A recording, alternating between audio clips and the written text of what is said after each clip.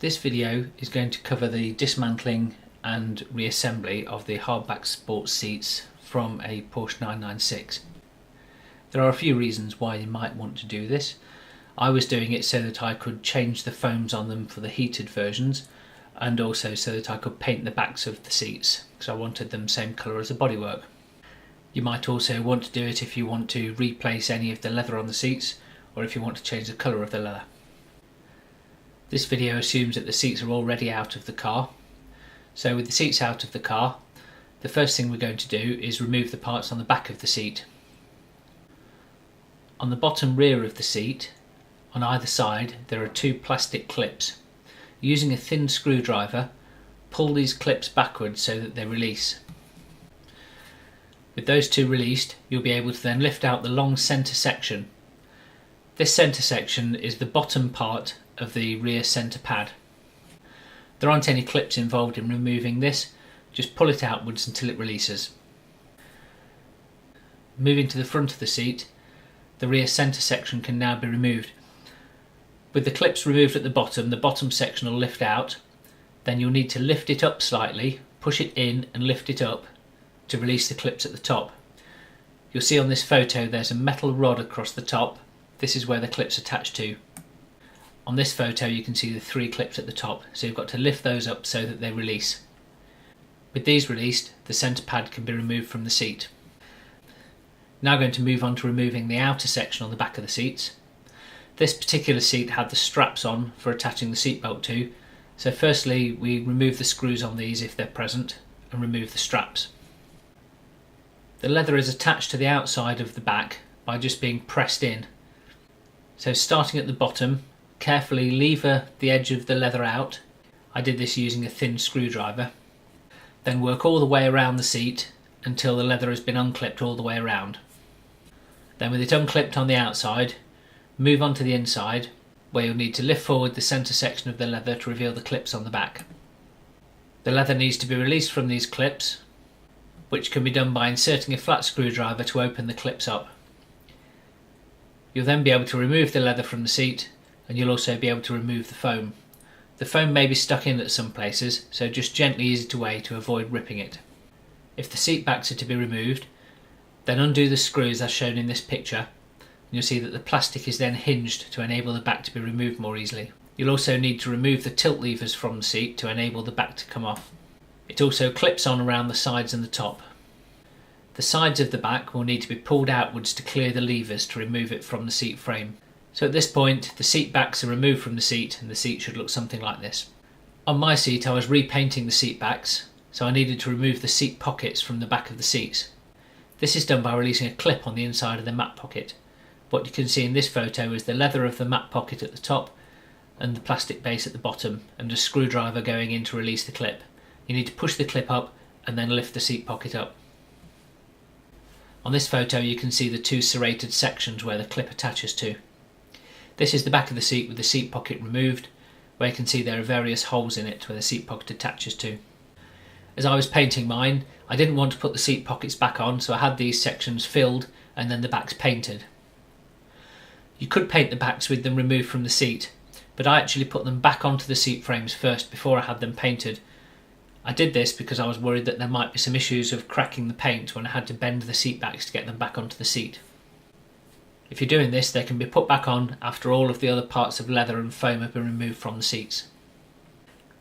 We'll now move on to removing the base from the seat. Underneath the front of the seat there are two plastic clips. The centre section needs to be removed from these by pulling them out. You then also need to pull out the height adjustment handle and remove the two screws from the plate on the side of the seat. This plate can then be removed. Then remove the white clips completely, at which point you'll be able to lift up the base, lifting it outwards at the sides to clear the sides of the frame. With the base removed, you can remove the plastic side cover. To do this you need to lift out the centre of the retaining clip. This can also be pushed out from behind with a screwdriver. All of the seating parts have now been removed from the frame, so the frame can be cleaned up. Mine was quite dirty inside as it got various years of accumulation of muck. This was cleaned up using a combination of soapy water, cloths and IPA. With all the parts removed from the frame, We're going to look at dismantling the centre section. The centre section is composed of 3 parts. There's the leather outer, a foam inner and a plastic support which goes on the inside. These 3 parts can be seen here. The foam section as shown is the new one with the heating element, as you can see from the wires at the bottom of it. To separate the 3 parts, release the leather from the clips around the outside edges, and then when it's been unclipped all the way around, you need to cut off the hog rings which are used to attach the leather through the foam onto the frame. Hog ring pliers will be required for reassembly, along with a number of hog rings. Reassembly of this part is relatively straightforward.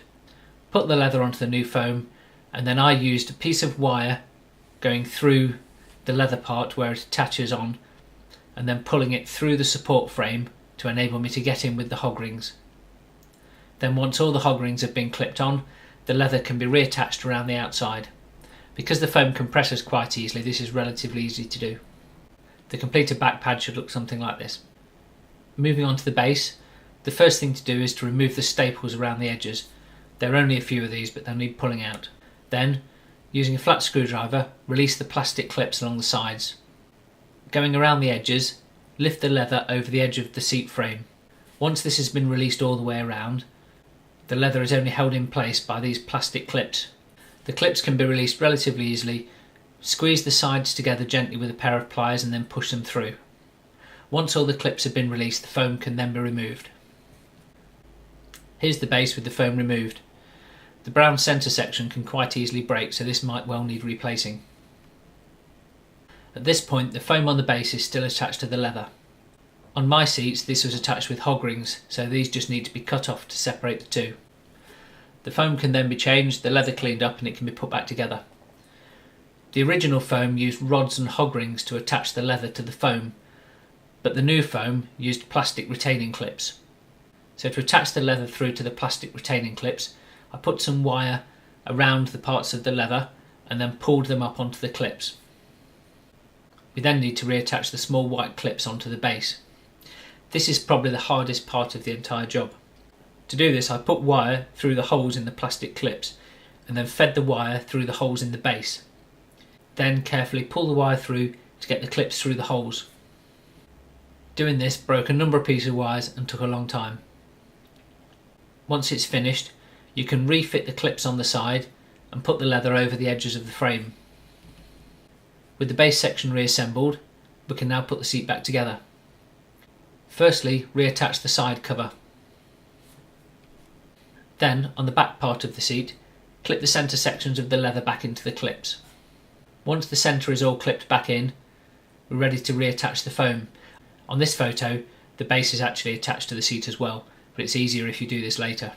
Then, refit the foam around the leather, and then starting at the top centre section, refit the leather into the back, pushing it into the clips that are in there. Some of the clips might have come out when the leather was removed. Just push these back in. The rear centre section can then be refitted. Clip it in at the top and then push the bottom section through and refit the clips at the base. Fitting the centre section first and then the side clips. Refitting the base is just the opposite of removing it. The most awkward part was getting the screws to fit back in the holes. Then with the base refitted, the seat should look something like this. Then when this is done, the seats can be fitted into the car.